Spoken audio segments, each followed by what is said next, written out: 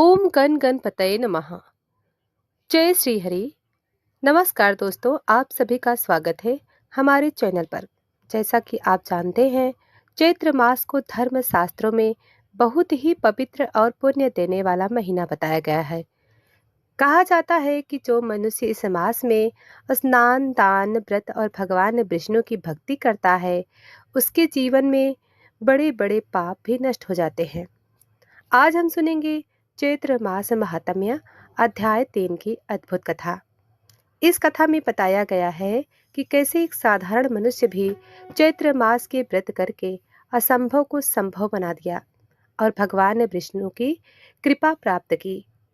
तो आइए भक्ति और आस्था से भरपूर इस पवित्र कथा को सुने। तो भक्तों, जैसा कि आप जानते हैं, आज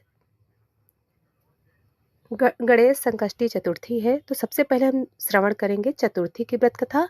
उसके बाद हम श्रवण करेंगे चैत्र महात्म्य कथा अध्याय 3। तो आइए भक्तों, चौथ माता की कथा को श्रवण करते हैं। धर्म ग्रंथों में वर्णन आता है कि चैत्र मास की शुक्ल पक्ष की चतुर्थी को भगवान गणेश और चौथ माता का विशेष व्रत किया जाता है। इस दिन जो स्त्री या पुरुष श्रद्धा से व्रत करता है, उसके जीवन की सभी बाधाएं दूर हो जाती हैं। बहुत पहले की बात है, एक छोटे से गांव में एक निर्धन ब्राह्मण और अपनी पत्नी के साथ रहता था। ब्राह्मण बहुत ही धर्मपरायण और भगवान का भक्त था, परंतु उसकी आर्थिक स्थिति अत्यंत खराब थी। दिन भर वह गांव-गांव जाकर पूजा पाठ करता और जो थोड़ा बहुत अन्न मिल जाता, उसी से अपना जीवन चलाता। उसकी पत्नी भी अत्यंत साध्वी और पतिव्रता थी। वह हर दिन भगवान को स्मरण करती और यह प्रार्थना करती, हे गणपति बप्पा, हमारे जीवन की कठिनाइयां दूर करो। एक दिन गांव में चैत्र मास की चतुर्थी का दिन आया। गांव की स्त्रियां बड़े उत्साह से चैत्र गणेश चतुर्थी का व्रत करने की तैयारी कर रही थीं।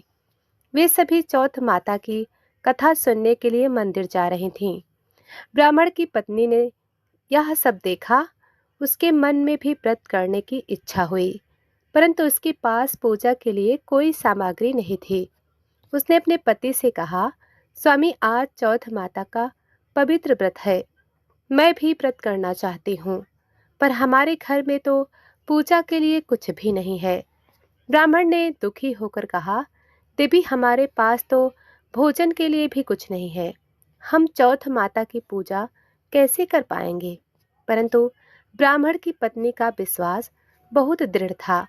उसने कहा, भगवान भक्ति देखते हैं, धन नहीं।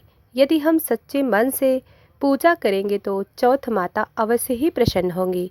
यह कहकर उसने मिट्टी से एक छोटा सा गणेश जी का रूप बनाया। फिर उसने थोड़े से जल से स्नान कराया और एक छोटा सा दीपक जलाकर भगवान की पूजा की। उसने पूरे श्रद्धा भाव से चौथ माता की कथा सुनाना शुरू किया। जब पूजा समाप्त हुई तो उसने भगवान से प्रार्थना की, हे गणपति बप्पा, यदि मेरी भक्ति सच्ची है तो हमारे जीवन की दरिद्रता दूर कर दीजिए। उसी रात एक अद्भुत घटना हुई। जब ब्राह्मण और उसकी पत्नी सो रहे थे, तभी उनके घर में एक दिव्य प्रकाश फैला। वह प्रकाश धीरे धीरे पूरे घर में फैल गया। ब्राह्मण की पत्नी अचानक जाग गई। उसने देखा कि उनके घर में एक दिव्य रूप खड़ा है। वह कोई और नहीं बल्कि स्वयं चौथ माता थी। चौथ माता ने मुस्कुराकर कहा, हे भक्त, तुम्हारी सच्ची भक्ति से मैं अत्यंत प्रसन्न हूँ। ब्राह्मण की पत्नी यह देखकर आश्चर्यचकित रह गई। वह तुरंत उठकर माता के चरणों में गिर गई। उसने हाथ जोड़कर कहा, माँ, मैं तो एक गरीब स्त्री हूँ। मैंने तो केवल श्रद्धा से पूजा की थी। चौथ माता ने कहा, भक्ति ही सबसे बड़ा धन है। जो सच्चे मन से मेरा और गणेश जी का व्रत करता है, उसके जीवन की सभी बाधाएं दूर हो जाती हैं। फिर माता ने उसे एक छोटा सा वरदान दिया। उन्होंने कहा, कल सुबह तुम जागोगी तो तुम्हारे जीवन की दरिद्रता समाप्त हो जाएगी। यह कहकर चौथ माता अदृश्य हो गईं। सुबह जब ब्राह्मण और उसकी पत्नी जागे तो उन्होंने देखा उनके घर के आंगन में सोने के सिक्के से भरा एक घड़ा रखा था। वह देखकर दोनों आश्चर्यचकित रह गए। ब्राह्मण की पत्नी ने तुरंत समझ लिया कि यह सब चौथ माता की कृपा है। उस दिन से उनका जीवन पूरी तरह से बदल गया। परंतु कहानी यहीं समाप्त नहीं होती, क्योंकि उसी गांव में एक लालची साहूकार भी रहता था, जिसे जब इस चमत्कार के बारे में पता चला तो उसके मन में एक बड़ा लालच पैदा हो गया। और यहीं से शुरू होती है इस कथा की सबसे रहस्यमयी घटना। प्रिय भक्तजनों, ब्राह्मण और उसकी पत्नी के घर अचानक आई समृद्धि की खबरें पूरे गांव में फैल गईं। लोग आश्चर्य करने लगे कि जो ब्राह्मण कल तक अन्न के लिए भी तरसता था, आज उसके घर में धन धान्य कैसे आ गया। कुछ लोग इसे भगवान की कृपा मान रहे थे, तो कुछ इसे एक चमत्कार समझ रहे थे। उसी गांव में एक अत्यंत धनी परंतु लालची साहूकार रहता था। उसके पास पहले से ही बहुत धन था, लेकिन फिर भी उसका मन कभी संतुष्ट नहीं होता। जब उसे पता चला कि ब्राह्मण की पत्नी ने केवल चौथ माता का व्रत करके इतना बड़ा चमत्कार प्राप्त किया है, तो उसके मन में भी और लालच जाग उठा। वह सोचने लगा, यदि मैं भी यही व्रत कर लूं, तो शायद मेरे घर में भी और अधिक धन आ जाए। परंतु साहूकार का मन श्रद्धा से नहीं बल्कि लालच से भरा हुआ था। उसने अपनी पत्नी से कहा, सुनो, अगली चतुर्थी को तुम चौथ माता का व्रत करना, पर ध्यान रखना हमें भी वही फल मिलना चाहिए जो उस ब्राह्मण को मिला था। साहूकार की पत्नी थोड़ी धार्मिक थी, लेकिन उसे अपने पति का स्वभाव पता था। उसने धीरे से कहा, व्रत तो श्रद्धा से किया जाता है। यदि हम केवल लालच में व्रत करेंगे तो शायद माता प्रसन्न ना हो। पर साहूकार ने उसकी बात नहीं मानी। वह बोला, तुम बस वैसा ही करो जैसा मैं कह रहा हूँ। कुछ ही दिनों बाद फिर से चतुर्थी का पावन दिन आया। गांव की स्त्रियां फिर से चौथ माता की पूजा की तैयारी करने लगीं। साहूकार की पत्नी ने भी व्रत किया। उसने विधि विधान से पूजा की, पर उसके मन में अपने पति का भय और धन की चिंता थी। उसी रात साहूकार उत्सुकता से इंतजार करने लगा कि शायद उसके घर में भी कोई चमत्कार होगा। लेकिन पूरी रात बीत गई और कुछ भी नहीं हुआ। सुबह होने लगी, पर घर में कोई दिव्य प्रकाश नहीं आया, ना ही कोई चमत्कार हुआ। साहूकार बहुत क्रोधित हो गया। वह अपनी पत्नी पर चिल्लाने लगा, तुमने व्रत ठीक से नहीं किया होगा, इसी कारण माता प्रसन्न नहीं हुई। उसकी पत्नी दुखी होकर बोली, मैंने पूरी श्रद्धा से व्रत किया था, पर शायद माता लालच से किए गए व्रत से प्रसन्न नहीं होते। साहूकार को यह बात समझ नहीं आई। वह और अधिक क्रोधित हो गया। उसी गांव के कुछ लोग ब्राह्मण के घर जा रहे थे। वे सभी वहां चौथ माता का धन्यवाद करने के लिए जा रहे थे। साहूकार भी उनके साथ चला गया। जब वह ब्राह्मण के घर पहुंचा तो उसने देखा कि वहां एक छोटा सा मंदिर बना हुआ है और ब्राह्मण की पत्नी रोज भगवान गणेश और चौथ माता की पूजा कर रही है। यह देखकर साहूकार के मन में ईर्ष्या और बढ़ गई। वह सोचने लगा, इन गरीब लोगों को इतना सब कुछ मिल गया और मुझे कुछ नहीं मिला। उसी रात साहूकार ने एक और योजना बनाई। उसने निश्चय किया कि वह स्वयं जंगल जाकर कठोर तप करेगा और ताकि चौथ माता को प्रसन्न कर सके। पर उसे यह नहीं पता था कि देवी की कृपा केवल तप या धन से नहीं बल्कि सच्ची भक्ति से मिलती है, और यही बात उसे जल्द ही एक बड़े सबक के रूप में समझ आने लगी। अगली सुबह साहूकार जंगल की ओर चल पड़ा। वह सोच रहा था कि जब वहां जाकर कठोर तप करेगा और माता को प्रसन्न करेगा। जंगल में पहुंचकर उसने एक पेड़ के नीचे आसन लगा लिया। वह दिन रात चौथ माता का नाम जपने लगा, पर उसके मन में अभी भी लालच भरा हुआ था। कई दिन बीत गए। एक दिन अचानक उसके सामने एक वृद्ध स्त्री प्रकट हुई। वह साधारण वस्त्रों में थी और बहुत थकी हुई लग रही थी। उसने साहूकार से कहा, बेटा मैं बहुत भूखी हूँ, क्या तुम मुझे थोड़ा भोजन दे सकते हो? साहूकार ने झुंझला कर कहा, मैं यहाँ तप कर रहा हूँ, मेरे पास तुम्हें देने के लिए कुछ नहीं है। वृद्ध स्त्री ने शांत स्वर में कहा, तप का अर्थ केवल बैठकर जप करना नहीं होता, दया और सेवा भी उतना ही आवश्यक है। पर साहूकार ने उसकी बात अनसुनी कर दी। वह फिर से आंखें बंद करके बैठ गया। कुछ क्षण बाद जब उसने आंखें खोली तो वह वृद्ध स्त्री गायब हो चुकी थी। उसे यह समझ नहीं आया कि वह कौन थी। उसी रात उसे स्वप्न आया। स्वप्न में वही वृद्ध स्त्री दिव्य रूप में प्रकट हुई। वह कोई और नहीं बल्कि स्वयं चौथ माता थी। माता ने कठोर स्वर में कहा, हे साहूकार, तुमने तप तो किया पर दया और भक्ति नहीं दिखाई।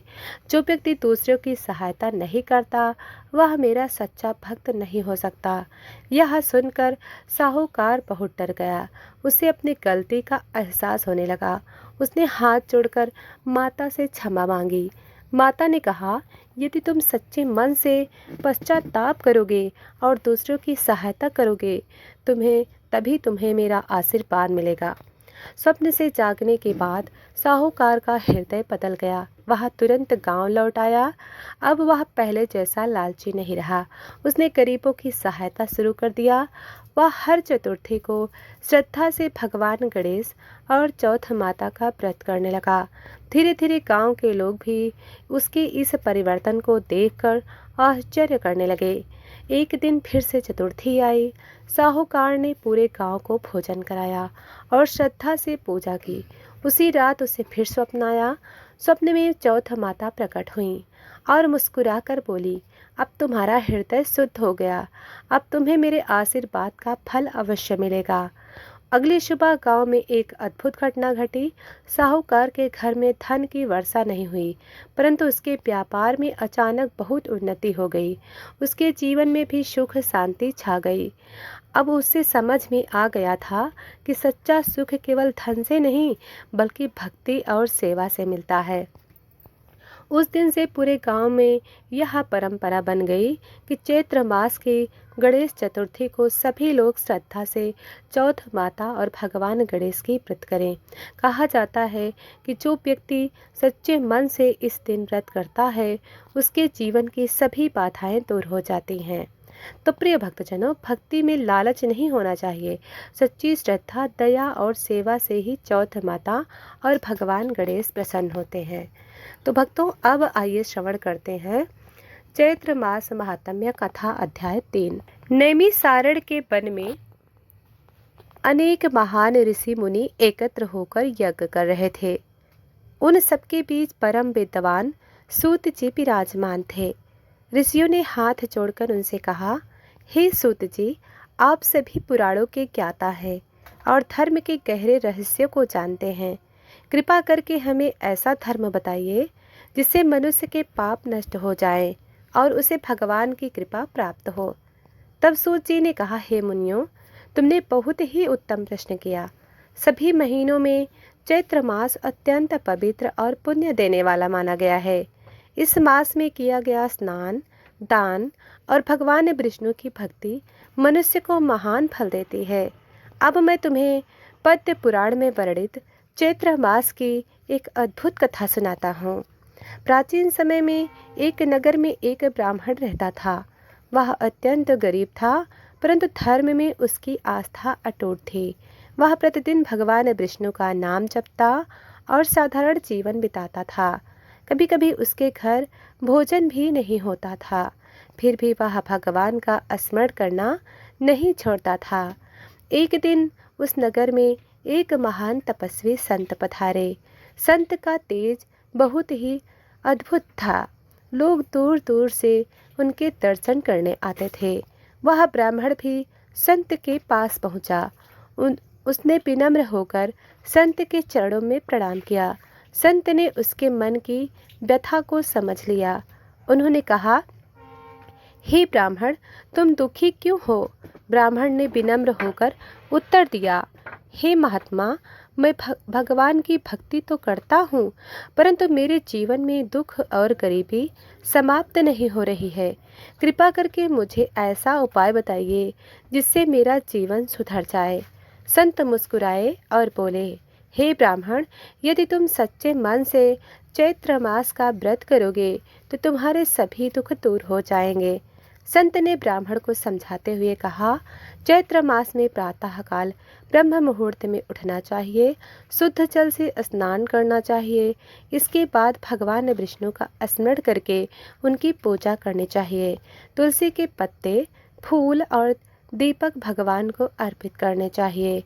इस मास में दान करना भी अत्यंत पुण्यदायक माना गया है। जो मनुष्य इस मास में भूखों को भोजन कराता है और गरीबों को दान देता है, उस पर भगवान विष्णु अत्यंत प्रसन्न होते हैं। यह सुनकर ब्राह्मण ने संत के बताए हुए नियमों का पालन करने का संकल्प लिया। चैत्र मास प्रारंभ हुआ। ब्राह्मण प्रतिदिन प्रातःकाल उठकर नदी में स्नान करता, फिर घर आकर भगवान विष्णु की पूजा करता। वह गरीबों को भोजन कराने का भी प्रयास करता। उसके पास धन नहीं था, परंतु श्रद्धा बहुत थी। धीरे धीरे पूरा चैत्र मास बीत गया। एक दिन जब भगवान की पूजा कर रहा था, तभी उसके घर दिव्य प्रकाश फैल गया। उस प्रकाश से स्वयं भगवान विष्णु प्रकट हो गए। ब्राह्मण ने उन्हें देखकर भाव विभोर हो गया। वह तुरंत भूमि पर गिरकर भगवान को प्रणाम करने लगा। भगवान विष्णु ने प्रसन्न होकर कहा, हे ब्राह्मण, मैं तुम्हारी भक्ति से अत्यंत प्रसन्न हूँ। तुमने सच्चे मन से चैत्र मास का व्रत किया है, इसलिए आज से तुम्हारे सभी दुख दूर हो जाएंगे। तुम्हारे घर में सुख, समृद्धि और शांति बनी रहेगी। इतना कहकर भगवान विष्णु अंतर्ध्यान हो गए। कुछ ही समय बाद ब्राह्मण का जीवन बदल गया। उसके घर में सुख समृद्धि आ गई, लेकिन वह ब्राह्मण हमेशा विनम्र बना रहा और भगवान की भक्ति करता रहा।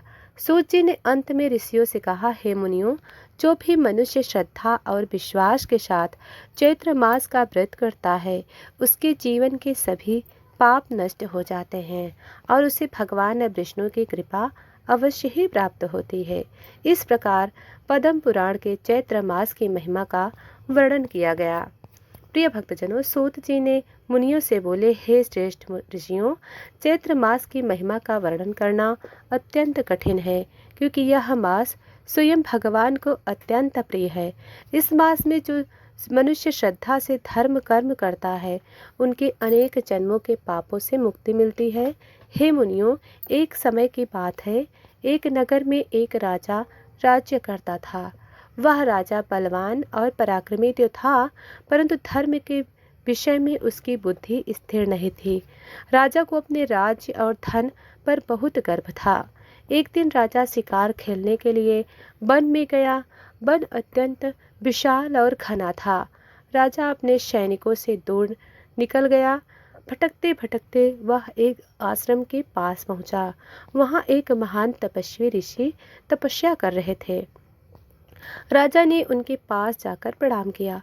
ऋषि ने आंखें खोली और राजा को आशीर्वाद दिया। राजा